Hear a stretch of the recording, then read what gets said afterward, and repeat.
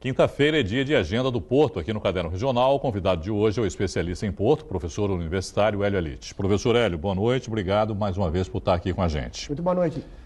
O jornal A Tribuna deu ontem, professor, a notícia de que a Codesp alterou o projeto do túnel, revisou o projeto que se tornou mais barato. 700 milhões, na verdade, mais barato do que o projeto inicial. O que tornaria o túnel 400 milhões mais barato do que a ponte que o governo do estado quer construir.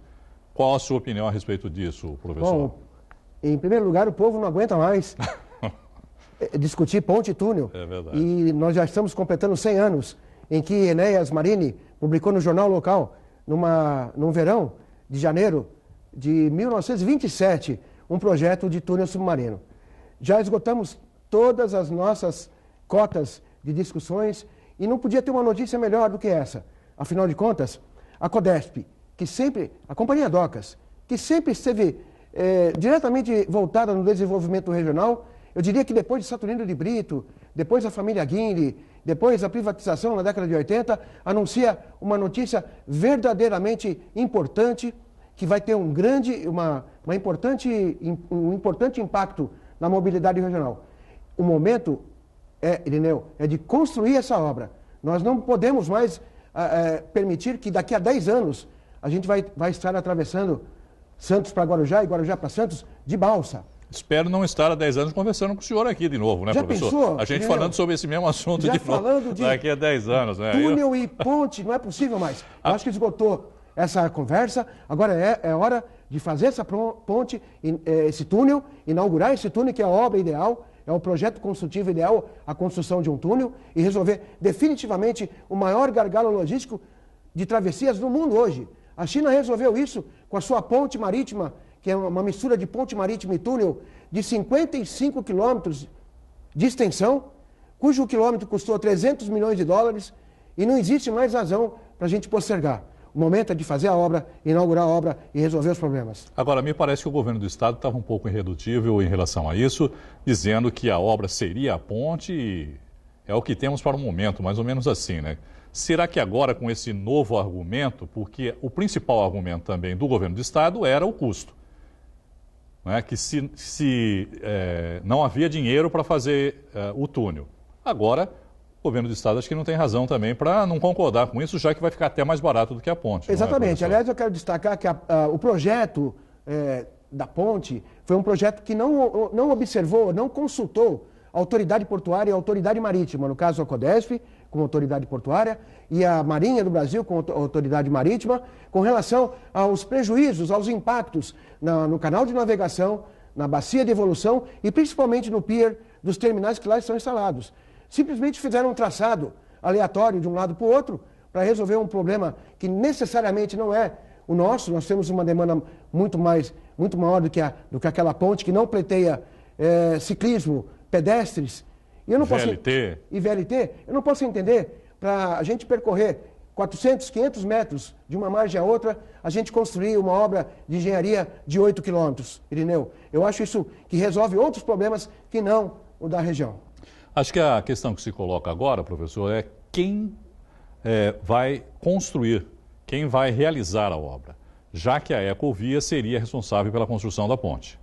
Seria um acordo entre o governo por um aumento nos anos de concessão da Ecovias, ela arcaria com a despesa. Mas, ao mesmo tempo, me parece que a Ecovias não tem know-how para a construção do túnel. Quem construiria o túnel? E aí voltamos mais uma vez para a mesma situação. De onde virá o dinheiro? Em 2012 foi aprovado o projeto do túnel, a ligação entre Outeirinhos e Itapema, um projeto que tem o licenciamento ambiental e a obra está pronta para começar. Essa obra, nós não temos tecnologia para a construção de túneis imersos numa região estuarina como o Porto de Santos. O país não tem, professor? Na realidade, só a cidade de São Paulo tem 3 túneis submersos. O túnel Sebastião Camargo, o túnel Eugênio Quadros e o túnel Ayrton Senna. Mas não são exatamente túneis marítimos, eles passam por debaixo do Rio Pinheiros. É importante essa obra porque traz o know-how que nós não temos no país ainda. E essa obra é importante que fique claro, não é, professor, do túnel, porque, na verdade, ele não vai ele ficará submerso, mas no leito do oceano, não é? Quer dizer, ele não vai passar por baixo do leito do oceano, ele vai se acomodar, né, como se fosse grandes caixas de sapato, vamos chamar assim, no leito do oceano, naquela região onde ele vai estar ultrapassado. É uma construção em módulos, esses módulos são fabricados em seco, depois eles vão se unindo e estão numa profundidade. É inundado, né? Ele vem flutuando, inunda ele afunda. Exatamente. E aí vão se juntando. Uma tecnologia consagrada. A Rotterdam tem 8 túneis submersos, o primeiro deles de 1942. A Alemanha, o Porto de Hamburgo, que é uma cidade portuária igual a Santos, como Rotterdam é uma cidade portuária igual a Santos, tem túneis submersos. Hamburgo tem um túnel submerso desde 1908, o Elba Túnel, depois construiu um outro túnel. Essa tecnologia é muito consagrada, muito conhecida no mundo, e eu não sei por que ela não está aqui para resolver todos os nossos problemas. Repito, o povo já não aguenta mais a gente falar de ponte e túnel. A gente precisa acabar com a balsa. Hoje, o serviço esteve parado por conta de neblina. Por conta de neblina, Irineu. Quantas vezes isso já aconteceu, né? Pois é. Já cansamos de ver essa situação, não é? Bom, mudando um pouquinho de assunto, aproveitando a sua presença aqui, professor, correu aí a notícia, boato, não sei dizer, há algumas semanas, de que a Codesp estaria trabalhando com um plano de transformar o porto em exclusivo para cargas e grãos. Procede essa informação, professor? Eu acho que o Porto de Santos ele vai ser sempre um porto diversificado. Eu elogiaria a Companhia Docas do Estado de São Paulo, na pessoa do Casemiro Tércio, que é o presidente, e que depois do lendário Sérgio da Costa Mate anunciou essa medida de eu vou construir o túnel. Esse anúncio, esse segundo anúncio de que o porto é exclusivo para grãos, eu acho que não procede. O Porto de Santos é o porto do container, é o porto do automóvel, é o porto do passageiro, é o porto de várias cargas. O Porto de Santos é estratégico porque ele é especializado, diversificado. Professor, a Baixada Santista vem perdendo recursos que são provenientes dos royalties de petróleo. Qual é o peso disso na economia da região? Nós investimos na vocação errada. A vocação é o porto, e eu acho que o que vai salvar a economia regional será a transformação da cidade de Santos. Anotem isso, que eu acho que é a primeira vez que eu falo para você, que eu falo aqui.